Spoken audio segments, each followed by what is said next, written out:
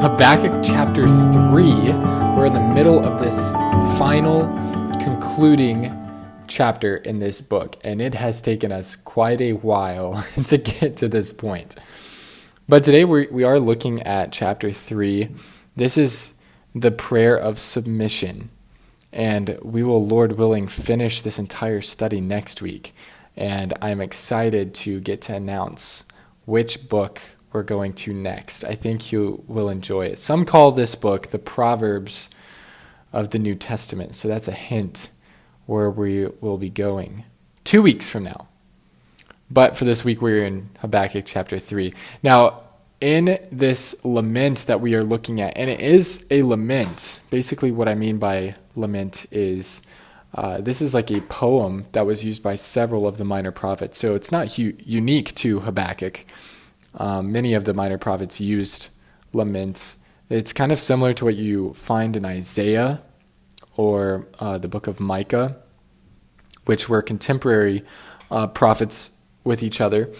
And they wrote basically complaints about their own people during that time.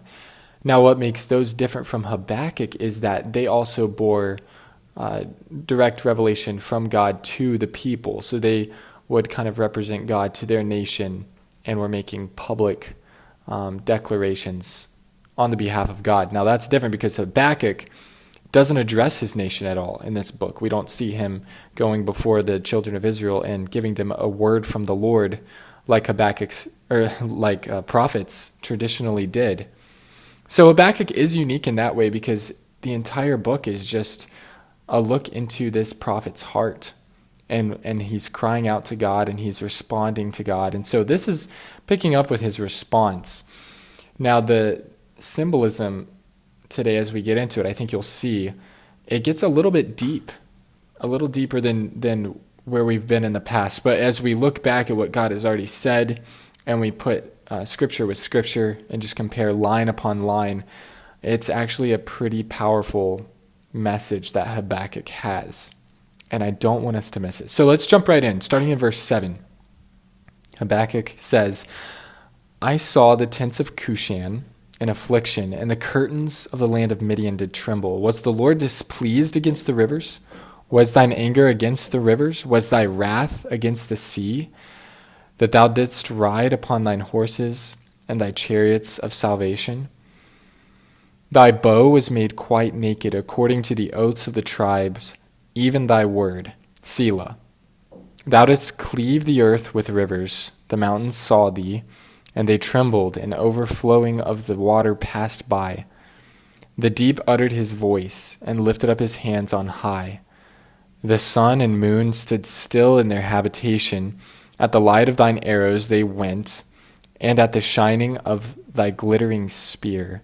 Thou didst march through the land in indignation. Thou didst thresh the heathen in anger.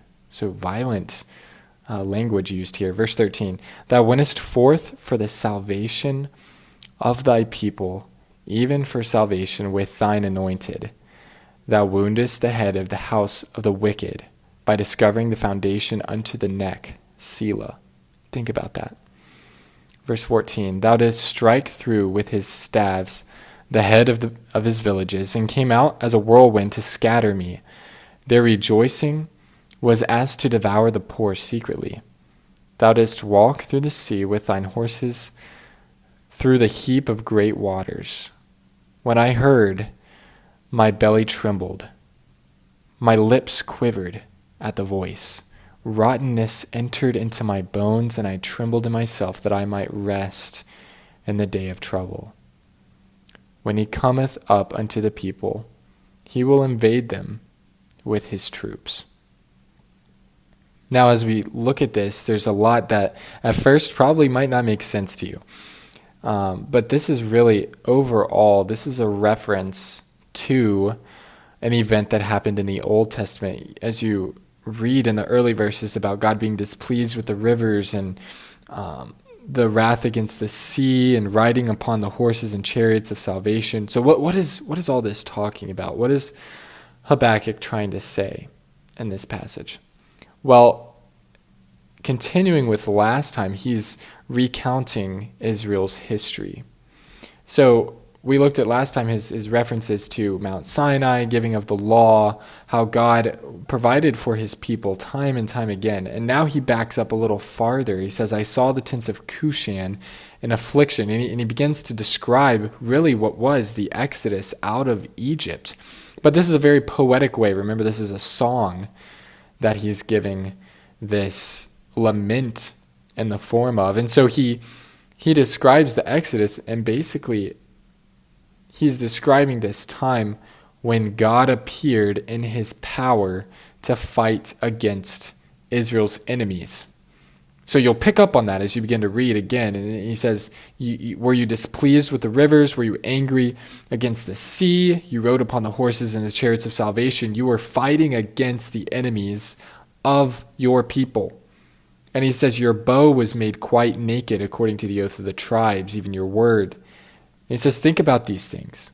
Reflect on God's protection in the past. When God divided the Red Sea and allowed his people to cross over on dry land, that was a very remarkable event. It was a picture of God's salvation. He set his people free from Egypt, from their captivity and their slavery. And he poured out wrath, punishment on Pharaoh and his army. So let's think about that in comparison to where Israel is at this point. He says, God, what I want you to do. Remember, he said, if you look back up in verse 2, he says, revive thy work in the midst of the years. What he's saying is, God, you've done this in the past. You can still work today in our days. You can renew your works now. And if you think about the equivalent of Pharaoh at this time would be the king of Babylon. And he's saying, God, you can take out this empire that's oppressing your people, that's rising up against your people. You can fight for your people. God, he's asking him, God, please work in our days.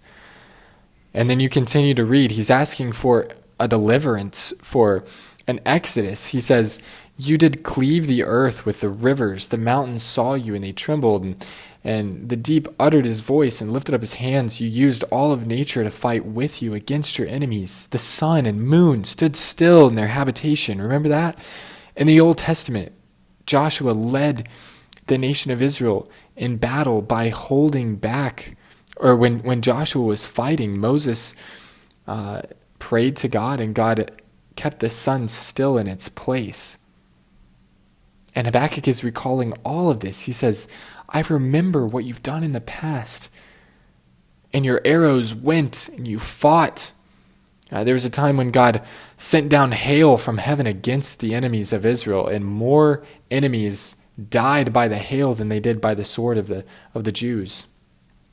God, you had a glittering spear, he says. You marched through the land in indignation. You threshed the heathen in anger. Why? Verse 13, you went forth for the salvation of your people, even for the salvation of your anointed.